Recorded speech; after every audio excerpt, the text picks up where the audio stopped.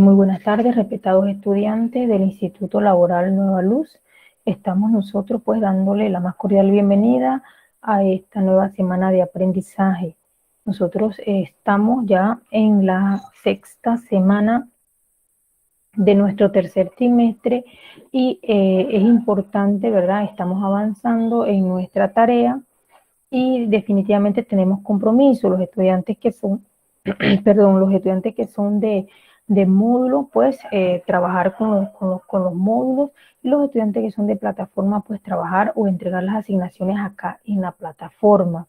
Pero de ya sea de una u otra manera, sí es importante que todos los estudiantes vayan cumpliendo con sus compromisos que están designados, ya sea en los módulos o bien acá en la plataforma. Bien, vamos nosotros pues en esta semana, vamos a iniciar. Quiero compartirles un pequeño video, sobre todo en el desarrollo, pues, como siempre decimos, de los valores, porque es sumamente importante que un estudiante no solamente tenga conocimiento, sino que el estudiante deba tener valores, una formación integral. Y por eso que todas las semanas estamos compartiéndole a ustedes, respetados participantes, pequeños temas de reflexión que nos van a ayudar en este sentido. Entonces me permito compartirles el pequeño video. Permiso.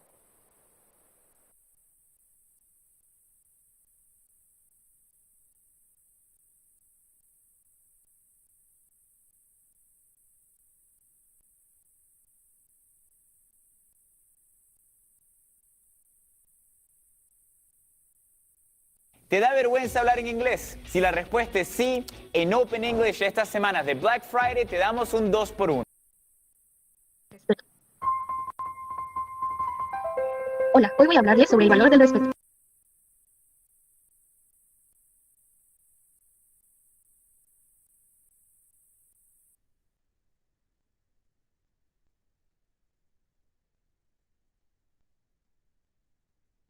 Discriminar es tratar de forma negativa a otra persona debido a su pertenencia o identificación con un grupo. Puede darse por diferentes motivos como pobreza, género, discapacidad, idioma, etnia, religión, orientación sexual, edad, color u origen.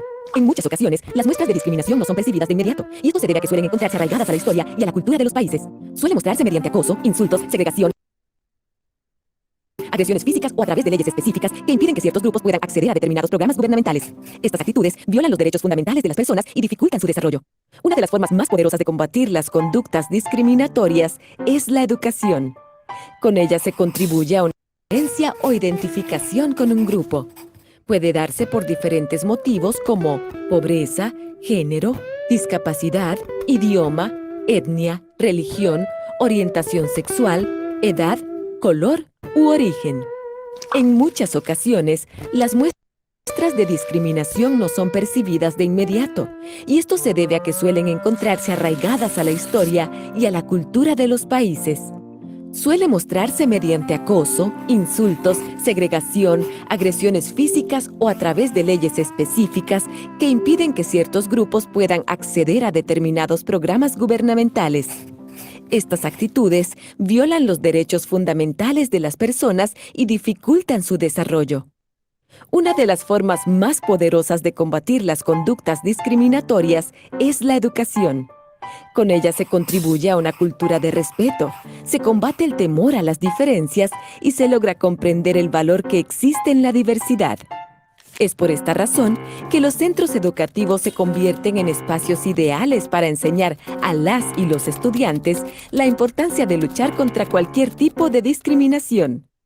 Tomando en cuenta esta realidad, la UNESCO creó la iniciativa La Enseñanza del Respeto para Todas las Personas, con el fin de contrarrestar la discriminación en y a través de la educación, mediante el fortalecimiento de la tolerancia mutua y el respeto.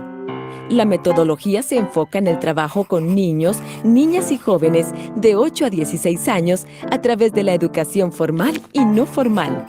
Se adapta al contexto de los países y pretende incentivar métodos de educación participativos y libres de violencia. Para una implementación exitosa, se requiere de la participación y apoyo de todas las partes interesadas, entidades formuladoras de políticas, oficinas de dirección de los centros educativos, ONGs, docentes, estudiantes, familias y comunidades. Quienes formulan políticas públicas se encargan de elaborar leyes que garanticen el derecho a acceder a una educación sin discriminaciones. Además, crean programas de estudio y formación docente basados en temas como la cultura de paz, los derechos humanos, la tolerancia y el respeto. Las ONGs se encargan de ayudar a los centros educativos en la aplicación de las leyes y reglamentos, así como de brindar apoyo a los y las docentes. Los directores y directoras de centros educativos promueven un enfoque y un ambiente de respeto para todas las personas, de forma que se evite cualquier tipo de discriminación entre docentes, personal administrativo y estudiantes. El personal docente se encarga de transmitir al grupo de estudiantes los temas que se encuentran en los planes de estudios y de llevarlo a la práctica mediante actividades, juegos y reglas dentro del aula. Los y las estudiantes tienen un papel clave en la construcción de un entorno sin discriminación, ya que al asumir actitudes positivas, se vuelven referencia para sus pares. Por su parte, los padres y madres tienen la responsabilidad de enseñar a sus hijos e hijas a defender su derecho a una educación sin discriminaciones, además de inculcarles los valores relacionados a la tolerancia y el respeto. Finalmente, las comunidades pueden apoyar mediante el desarrollo de campañas públicas y el facilitamiento de infraestructura para eliminar barreras a la educación. Para comprender cómo funciona esta metodología, vamos a pensar en un país como muchos, donde hay una comunidad con un centro educativo como muchos otros también. Ana y Manuel recientemente han empezado a asistir a la escuela Valle Feliz, pero por sus características y procedencia, han sufrido de discriminación por parte de sus compañeros y compañeras. Esto ha provocado que no se sientan integrados y que su rendimiento académico haya disminuido. Debido a casos como estos, el Ministerio de Educación ha decidido tomar medidas. Por eso, han adecuado los planes de estudios para que se adapten mejor a las comunidades del país y para asegurar que los entornos educativos sean libres de discriminación. Por su parte, la directora Margarita, junto con su equipo, ha iniciado la implementación de un enfoque escolar integral que apunta a incorporar la enseñanza del respeto para todos y todas en todo lo que hace la escuela. El profe Felipe ha incluido en sus lecciones temas relacionados con la importancia de construir relaciones sin prejuicios ni discriminación. Ana y Manuel se dieron cuenta que otros niños y niñas también sufrían rechazo y discriminación. Por eso crearon la Brigada contra el Bullying. Con todas estas acciones, los papás y las mamás han aprendido sobre la importancia de criar a los hijos e hijas en un ambiente familiar de respeto. En conjunto, están organizando un festival de la inclusión en el que participarán estudiantes, personal docente y administrativo y la comunidad entera de Valle Feliz. De esta forma, podemos comprender que es solo con el trabajo conjunto entre los distintos grupos que será posible lograr centros educativos inclusivos, integrales y libres de discriminación.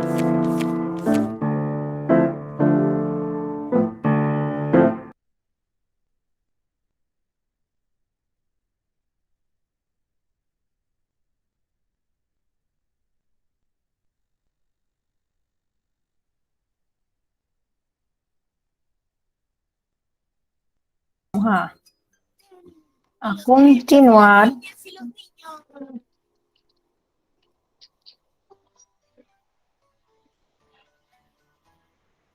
Bien, vamos acá.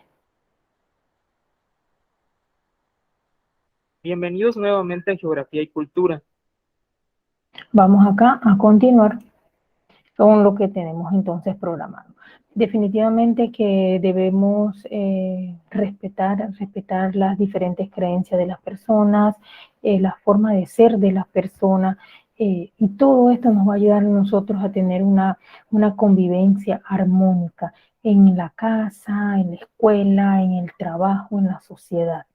Entonces los invito, respetados participantes, a que practiquemos la la tolerancia y el respeto para con todos los semejantes. Vamos a continuar nosotros el tema propio del día de hoy. Ya estamos bastante avanzados en los diferentes temas. Para hoy vamos a trabajar el tema de la hidrografía de América. Muy importante el recurso valioso que es el agua para el ser humano y definitivamente que este tema es muy interesante. Vamos entonces, primero que nada, les voy a presentar un pequeño video del tema y posteriormente vamos a hacer algunos comentarios al respecto. Permiso.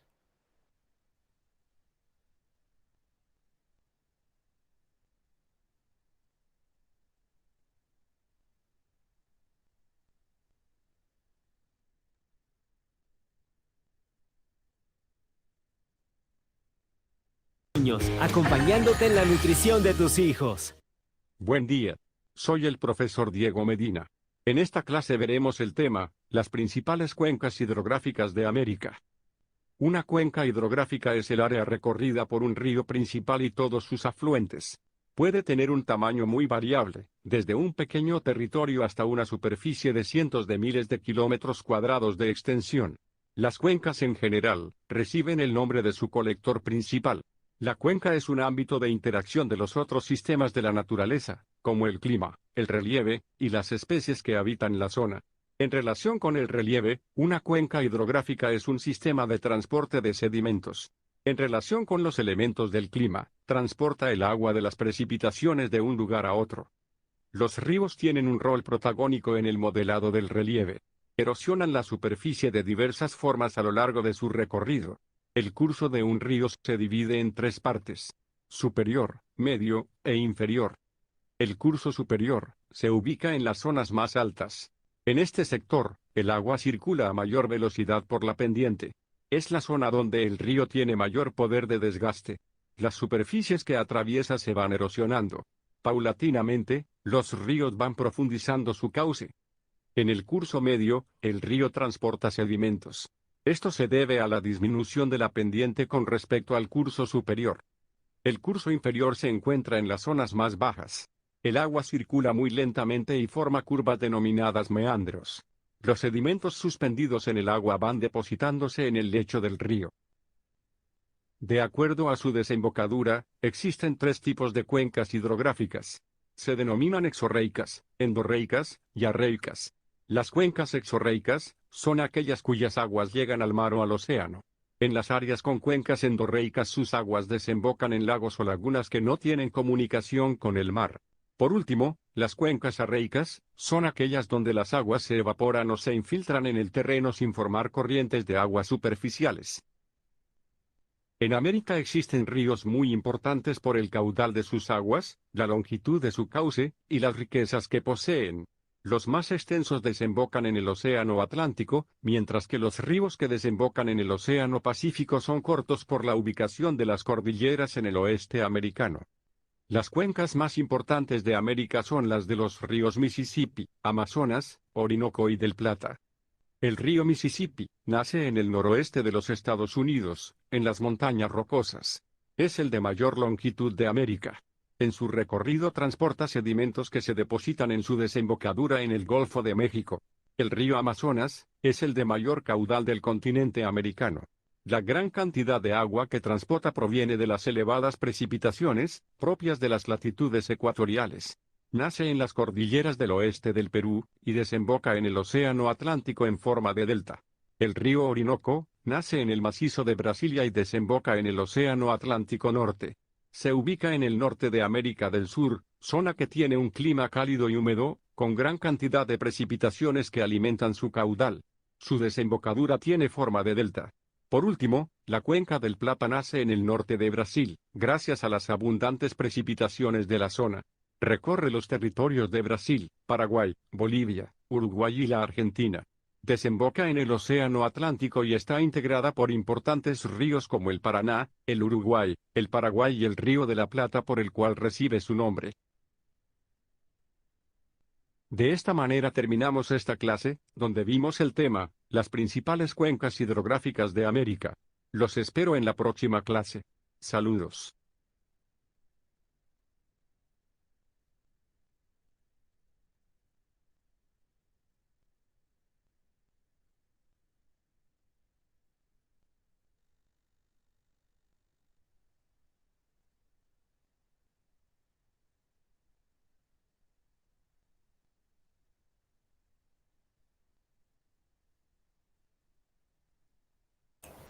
Bien, vamos entonces a compartir una diapositiva importante, pues que en el video pudimos observar aspectos relacionados con términos importantes con respecto al tema que estamos trabajando, que es la hidrografía.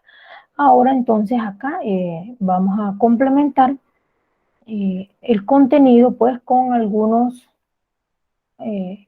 comentarios también del tema. Me permito compartir una diapositiva.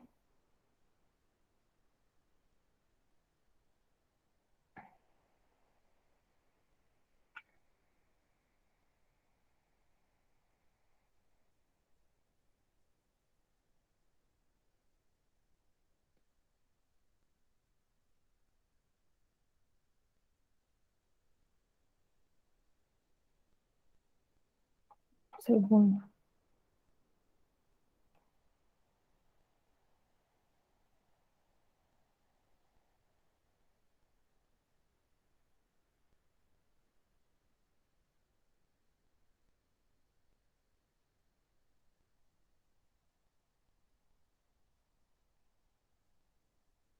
Bien, vamos entonces a observar acá un momentito que estoy.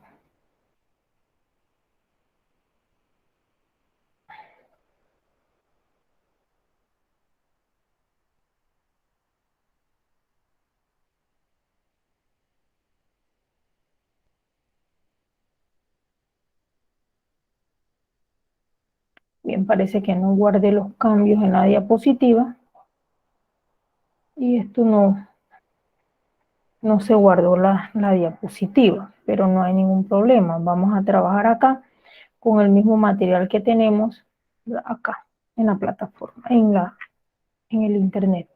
Vamos a ver acá. Vamos a iniciar entonces, vamos a colocar compartir primero que nada. Vamos a colocar compartir.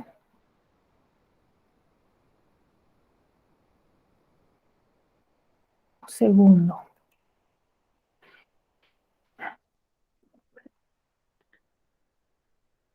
Bien, vamos a ver acá.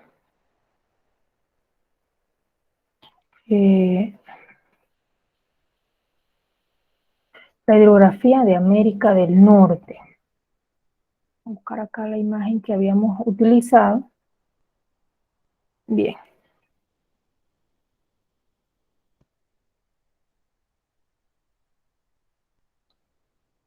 Bien. Bien. Con respecto a la hidrografía de América del Norte, se observa Google, se observa el mapa. ¿Me confirma, por favor? Sí lo veo. Gracias, bien. Bien, con respecto a la hidrografía de América, cuando hablamos de hidrografía, entonces hablamos pues del estudio de las aguas, océanos, de los mares, ríos, lagos, de las aguas subterráneas. Son importantes para el ser humano, definitivamente, porque sin el agua no podemos vivir.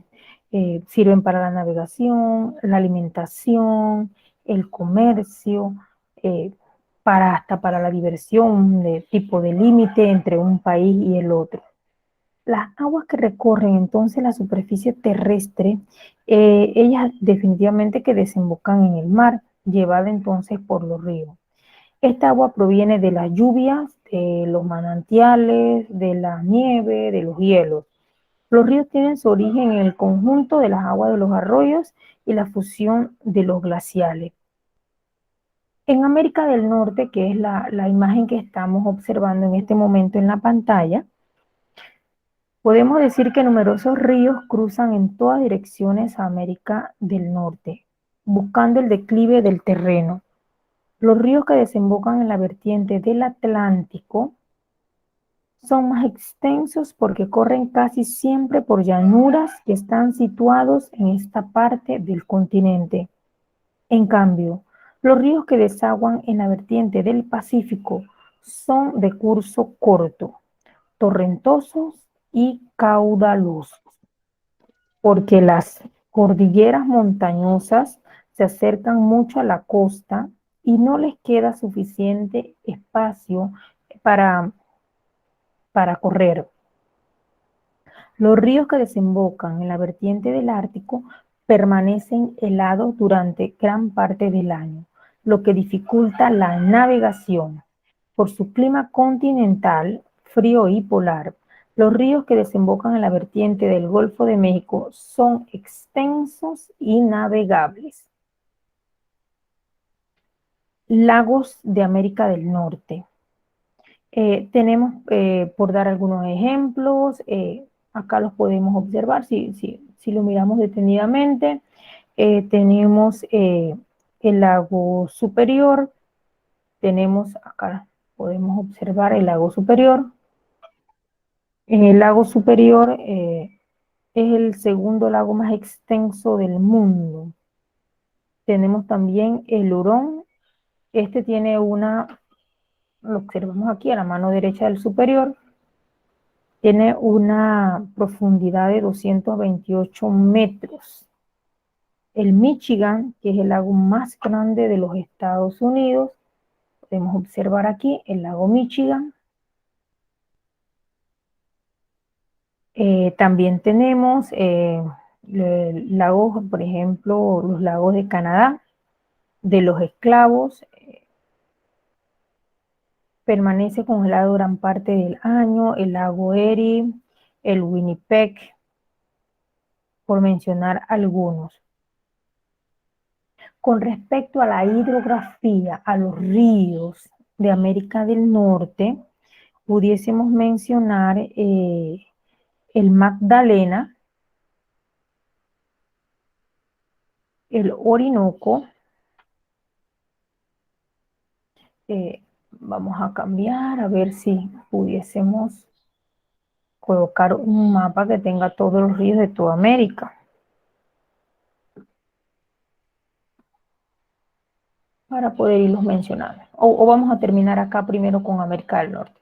Tenemos el río Yukon, el río Mackenzie, el Missouri, el Colorado, el Río Grande, el Mississippi, el Missouri. Entre los ríos más destacados, acá también tenemos el San Lorenzo. Acá me destaca pues los ríos más importantes de América del Norte. Vamos a ver acá. Y acá, por ejemplo, me está destacando los ríos de América del Norte, entonces ya en un mapa para saber entonces dónde quedarían localizados o en qué estado estarían pues atravesando cada río. Bien, entonces vamos acá a observar, vamos a ver un segundito, a observar entonces el mapa de América Central, un segundo.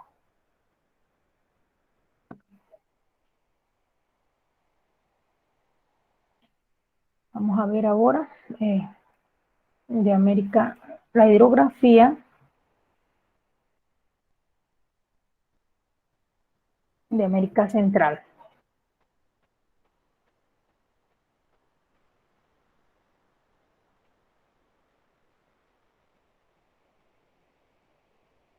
Vamos a ver por aquí. Vamos a tomar este que está más clarito. Se observa mejor. En cuanto a la hidrografía de América Central, vamos a ver aquí. En América Central, los ríos son cortos y corresponden principalmente a la vertiente atlántica. Estos ríos cumplen varias funciones, sirviendo incluso como frontera. Tal es el caso del río Coco entre Honduras y Nicaragua, el río San Juan entre Costa Rica y Nicaragua.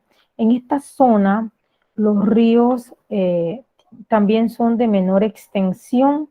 También podemos destacar acá los lagos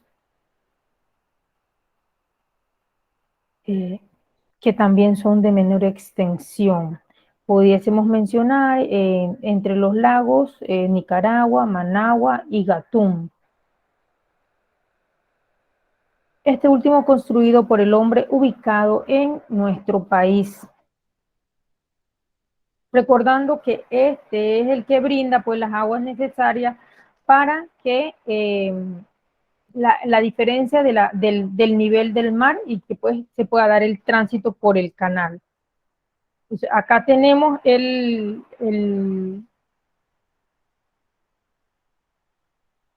mapa de los diferentes ríos.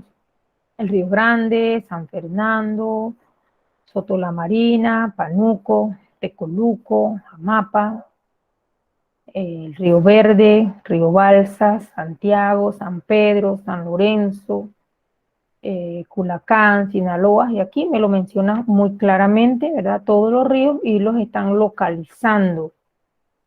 Bien, vamos entonces a la hidrografía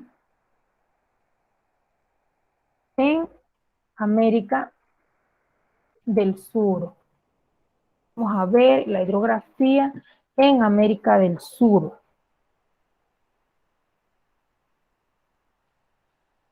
Vamos a observar aquí un mapita acá tenemos uno bien clarito de América del Sur.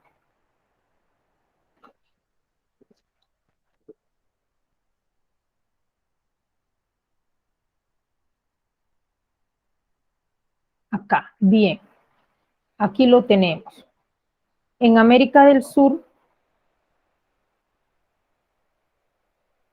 es importante, podemos mencionar que reaparece la vertiente del Pacífico, aun cuando los ríos de la vertiente del Atlántico son más largos e importantes. Destacan en la parte sur del continente los ríos Orinoco, aquí lo vemos clarito, el Orinoco, el sistema Paraná, Río de la Plata y el Amazonas. Acá lo tenemos. Recordando que el Amazonas es el más largo y el más caudaloso del mundo. Este forma la cuenca hidrográfica más grande del mundo. Dentro de los lagos más importantes de América del Sur, pudiésemos mencionar el lago de Maracaibo, el Titicaca, el Popó y el Buenos Aires, entre los lagos. En esta misma página que yo estuve visitando anteriormente, me van mencionando los ríos, ¿verdad? Por ejemplo, el Amazonas, que es considerado uno de los ríos más importantes del mundo y conforma una de las cuencas más grandes de América. Es un río caudaloso que nace en la cordillera de los Andes en Perú y desemboca en el Océano Atlántico, con una longitud de 7.062 kilómetros de distancia. El Río de la Plata, que es un río formado por la unión del río Paraná y Uruguay, que lo tenemos aquí. Tiene una anchura de 219 kilómetros y es considerado el río más ancho del mundo. Se encuentra entre Argentina, recorre los países de Argentina y de Perú. El río Paraguay, que nace en el Mato Grosso, Brasil, y tiene un recorrido de 2.625 kilómetros. Es el principal afluente del río Paraná y uno de los más importantes de la cuenca del Plata. Acá tenemos el río Uruguay, que nace en la Sierra Geral, ubicada al sudeste de Brasil. Acá tenemos el río Uruguay. El río Paraná, que es el sexto río de llanura más importante del mundo. Acá lo podemos observar en pantalla, el río Paraná.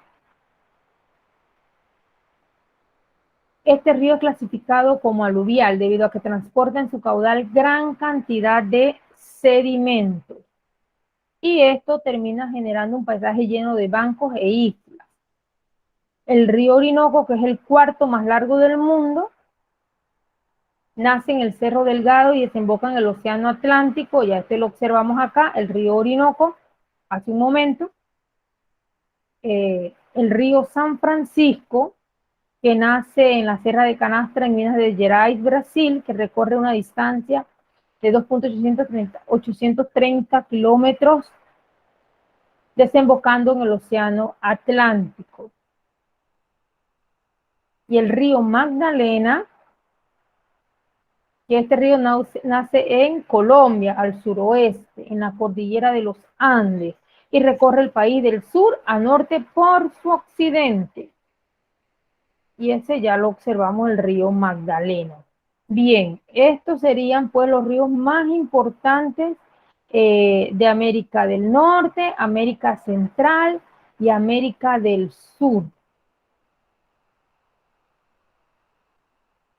Vamos a dejar de acá de compartir, porque vamos entonces ahora, parece ser que a esta hora siempre llueve todos los sábados.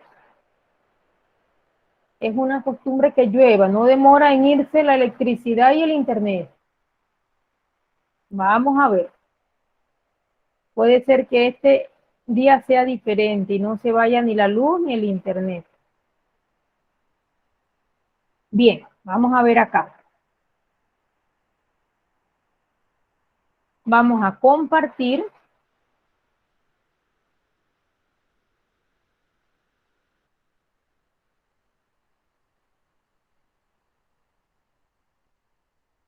Cerrar un poco acá las ventanas. Bien, vamos a compartir qué asignaciones tenemos nosotros pues en la plataforma. Es importante observar qué tenemos planteado para esta semana. Para esta semana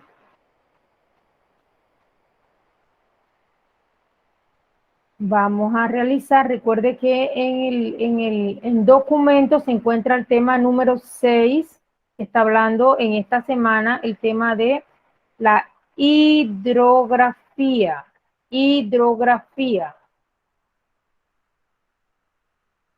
Vamos a ver entonces los trabajos propuestos para esta semana. Esta semana tenemos dos tareas, la asignación 6 y la asignación 7. En la asignación 6, tenemos construir un esquema de cajas sobre el tema de estudio. Estamos hablando de la hidrografía.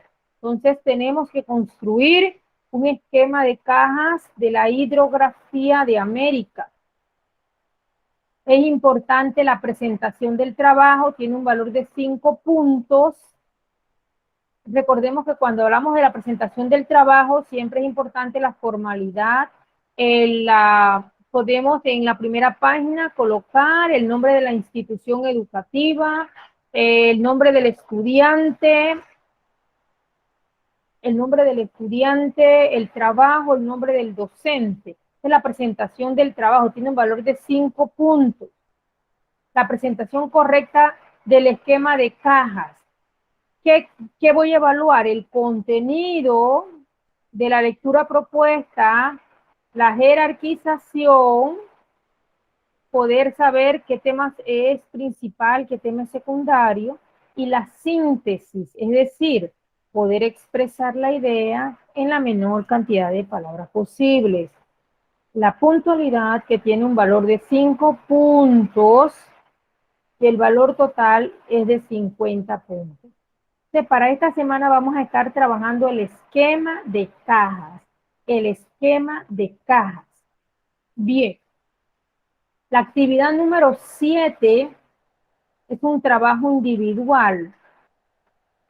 Presentación del trabajo tiene un valor de 5 puntos. La presentación de los croquis. ¿Qué croquis? El de América del Norte, América Central y América del Sur. Estos 3 croquis importantes que deben tener su título, el contenido, la leyenda y la fuente. Esto tiene un valor de 40 puntos. La puntualidad, que tiene un valor de 5 puntos, y el valor total de este trabajo es de 50 puntos. Recordemos que son 3 mapas: América del Norte, América Central y América del Sur.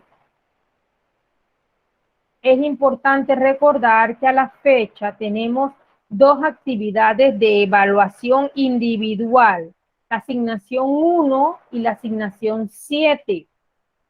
Para los estudiantes de evaluación grupal tenemos la asignación 2 y la asignación 5.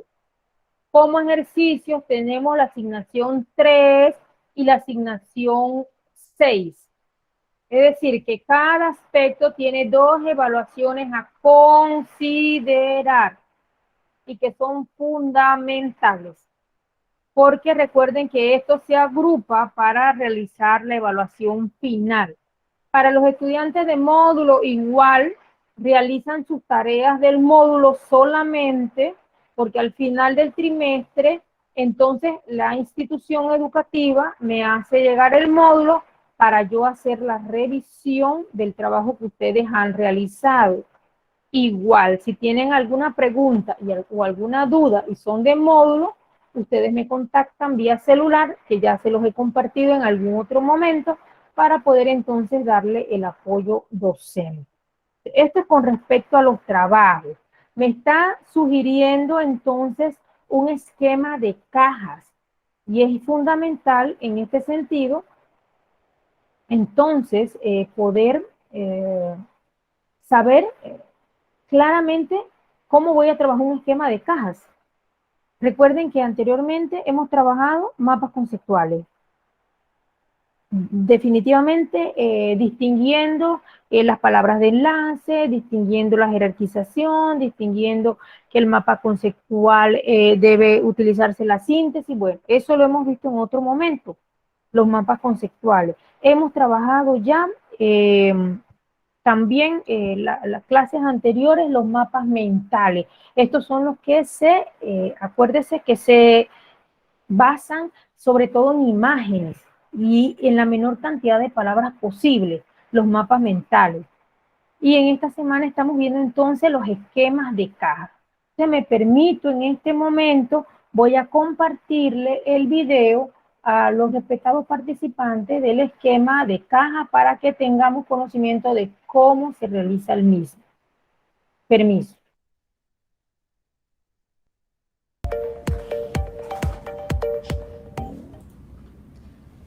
Bienvenidos a esta sección de metodologías de la formación. Mi nombre es Daniel Jonker y mi especialidad es electricidad industrial. Soy parte de la Escuela de Formación de Instructores del INTECAP. En el siguiente video aprenderemos sobre la estrategia constructivista llamada mapa cognitivo de cajas. Comencemos. A continuación veremos unos ejemplos en donde se explican los pasos y características de esta clase de mapa cognitivo. ¿Qué es?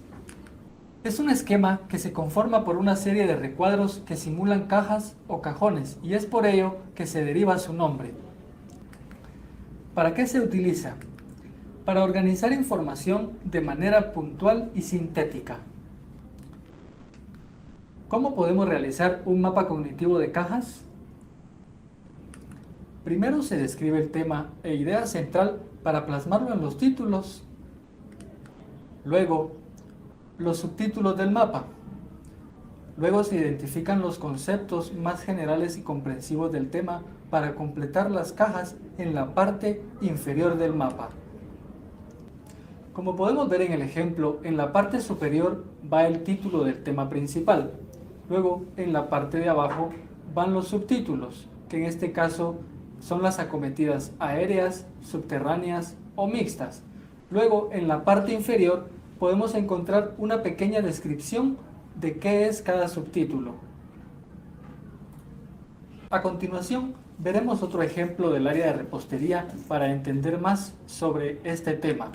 Primero, podemos encontrar que tenemos el área de repostería. Luego, encontramos los subtítulos, que son los tipos de masas y las pastas. También encontramos en los subtítulos que son masas batidas y masas esponja. En las pastas podemos encontrar pasta quebrada y pasta cocida. Luego tenemos también una breve descripción de cada una de ellas. Muchas gracias por acompañarnos en este espacio. Espero este video haya sido de su provecho y no olvides seguirnos en nuestras redes sociales. Hasta pronto.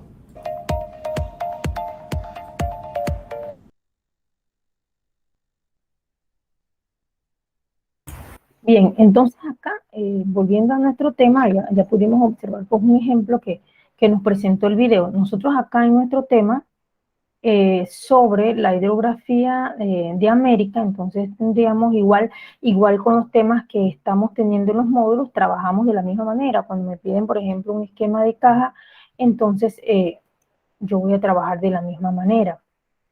Vamos a compartir un segundito acá.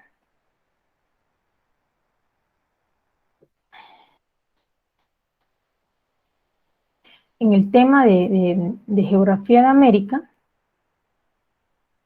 igual, ¿verdad? El tema principal que estamos trabajando es la hidrografía de América. ¿Cuáles son los 3 subtemas importantes? Yo voy a realizar un esquema de caja. La hidrografía de América del Norte, hidrografía de América Central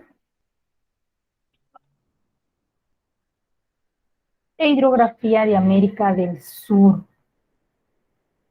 Igual como en el ejemplo que acabamos de observar en el video. Entonces, de América del Norte, tengo entonces que leer para distinguir los aspectos importantes o cuáles son la hidrografía más importante de América del Norte. Esta sería la manera como la que yo realizaría en esta parte del trabajo lo que son los esquemas de caja, igual en América Central, igual en América del Sur. Yo voy a distinguir los aspectos importantes ya después de haber distinguido el tema y el tema, entonces yo voy voy distinguiendo los aspectos importantes. Bien, vamos ya pues en estos últimos momentos que nos quedan de la clase del día de hoy, importante analizar cuál es la importancia del agua. Parece ser que todos sabemos cuál es la importancia del agua, pero en definitiva no lo ponemos en práctica. Entonces, voy a compartirles un pequeño video al respecto. Permiso.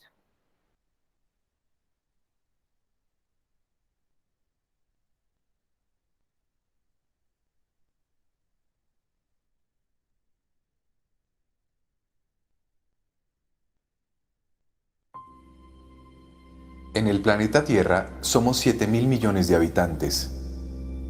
Contamos con 35 millones de kilómetros cúbicos de agua dulce. El 31% se encuentra en América.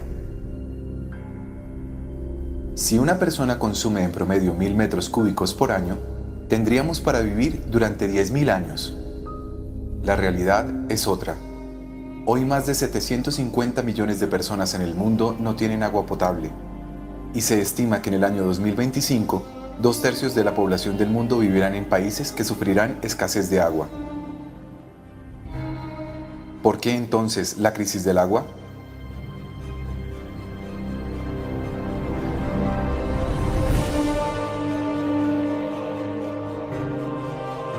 La abundancia no garantiza una distribución eficiente y equitativa del agua, tampoco reservas para generaciones futuras. Estamos frente a un problema de gestión de recursos hídricos.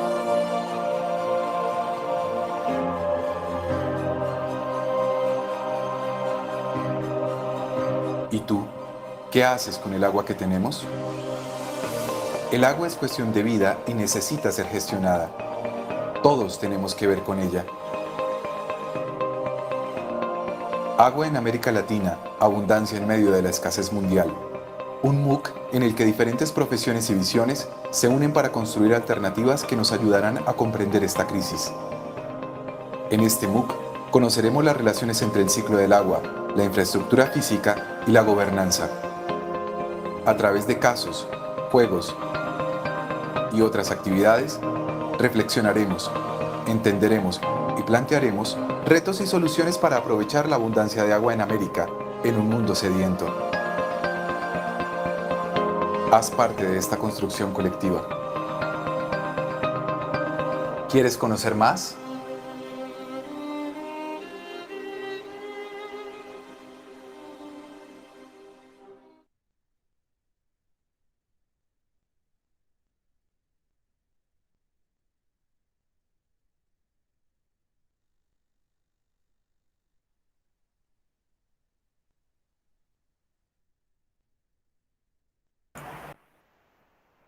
Bien, es importante entonces que todos tomemos conciencia con respecto a la importancia del, del recurso hídrico. En nuestro país definitivamente que existe un potencial considerable en cuanto a este recurso hídrico, pero si observamos, existe pues un detrimento en cuanto pues a la conservación de los mismos. Por ejemplo, vamos a ver acá. Vamos a ver acá un segundito, a ver si pudiésemos observar. Nosotros tenemos,